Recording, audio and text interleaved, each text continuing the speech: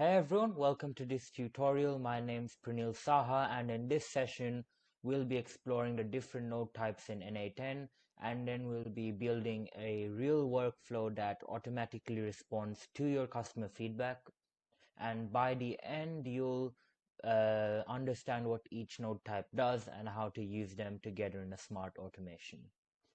So let's start with a simple analogy which we will be referring back to throughout the entire video to make all these concepts really easy to understand.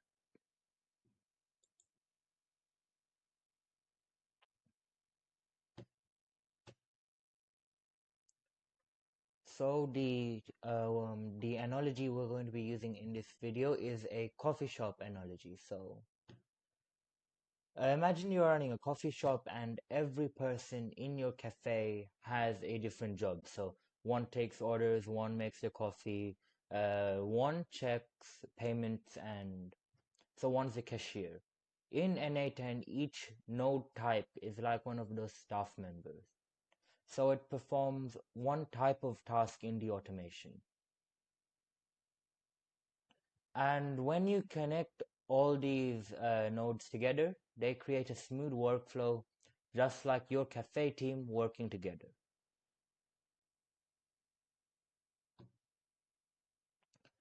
So in this video, we are going to be explaining the five main node types which you are going to be needing as a beginner to get started. And let's just go through them before we continue with the rest of the story. So there is trigger nodes, so they start the workflow. Action nodes, so they perform individual tasks such as for example, writing an email, updating a record, and then there's transform nodes, so they modify or clean data. Logic nodes, which make decisions or control the flow, so that's your if and or statement. If statements and all that, yeah. And then finally, the final node type we're going to be covering in the video is AI node. So this is your smart brain of the automation, and it adds human-like intelligence. So you'll be seeing all of these in action later when we build our example. So let's go through each of these node types one by one now. So trigger nodes. So first we have trigger nodes. These start the workflow um, just like when a customer walks through the cafe door. So without a trigger, nothing else runs in your workflow. It needs to be on every workflow, otherwise nothing happens. So examples of triggers, these are the main trigger types you're going to be needing as a beginner, and these are what I use most of the time. So there's manual when you're testing, so you run it manually by clicking execute workflow in the n8n editor. There's schedule, so that runs in a set interval, so that can be 8 hours, a day, or even weeks. So webhooks, so they start when data comes from another app. On form submission, so that starts the workflow when someone fills out and submits a form. And so whenever an event happens, that's your workflow starting bell. So that's what tells the rest of the workflow that it needs to do. It needs to do what it needs to be doing. So in the example here, we have a customer walks through the cafe door. So when the customer walks through the cafe door, then the waiter, for example, asks for the order, which then starts the making of the food, and then someone walks the food out to the customer. So that customer coming in, it starts all of these actions, and that's your trigger. Okay, so next we have action nodes. So these are the doers of your automation. So they take action after the workflow starts. In the cafe, for example, that's your barista making the coffee. In n8n, this could be sending an email, updating a record, so updating a Google Sheet, posting a message in Slack, or fetching data from an API. Every workflow uses action nodes to actually make a result occur. So now we are on to transform nodes. So now let's say the cashier adds up the total of, let's say you order a croissant, a coffee, and a cake. Then these are different products with different prices. So then what transform node does, it makes the data easier to work with. So it's like the cashier where it adds up the total. So it's one number that you need to pay instead of three individual numbers. So the cashier adds up the order, then prints the bill. These nodes actually modify or format data before sending it to the next step.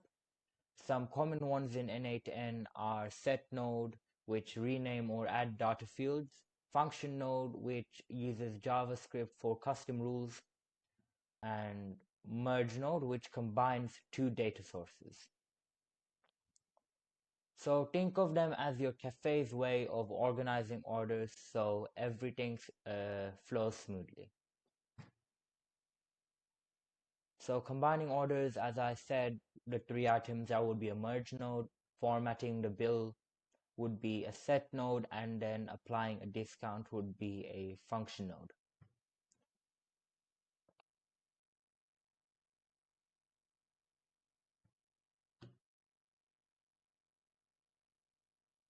So logic nodes make your workflow smart by helping it decide what happens next. For example, your cafe manager might say, if the order is over $20, then give a free cookie to the customer. So that's what logic nodes do.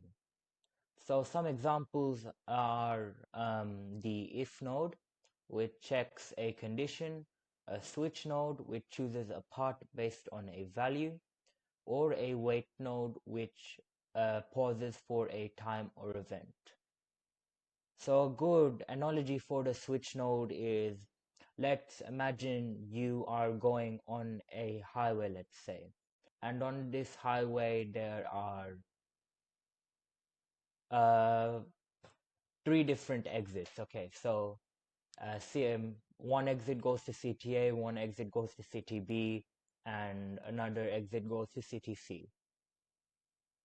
So based on which city you want to go to, you would choose a specific path, and that's what the switch node does. Each part of a switch node is basically those exits, so you can go to the city you want to go to. So these nodes help you make your workflow make choices instead of running in a straight line. And the coffee shop connection here is manager chooses reward part or a normal part. So if it's less than $20, then you don't get a free cookie. And if it's more than $20, you do get a free cookie. And finally, we have AI nodes, which is the brain of our automation. Yes, so the example here is the assistant manager reads customer feedback and understands their mood. So this task here, reading customer feedback, understanding their mood, requires human intelligence. You can't really define this in a uh, logic node because it's not a yes or no answer, and there's not a set amount of like options you can choose from. Answers are always going to be different, so you need some kind of human-like intelligence here. So these AI nodes, they make your automation intelligent. In our cafe story, this is the assistant manager who reads customer reviews and understands what people feel, so whether they feel happy or unhappy. In n8n, AI nodes can summarize feedback, or even write personalized responses. So they can think, interpret, and adapt, which AI automations cannot do. These nodes are what separates AI automation from AI agents. And if you don't know the difference between these two yet, you can please check out my first video on n8n, which clearly and very simply defines this. So you will usually see nodes like these are common AI nodes. So something like an open AI node or a Gemini node, which it has different nodes for various tasks. And then there's the AI agent node for more complex reasoning. And these nodes give your workflow true understanding, which, as I said earlier, it won't have without these nodes. So now we know all 5 node types. So there's trigger, action, transform, logic, and AI. And in the next video, so part 2, this is part 1. So in part 2, we are going to be using them together in a real project, which is an automation that reads customer feedback and responds automatically. See you in the next video.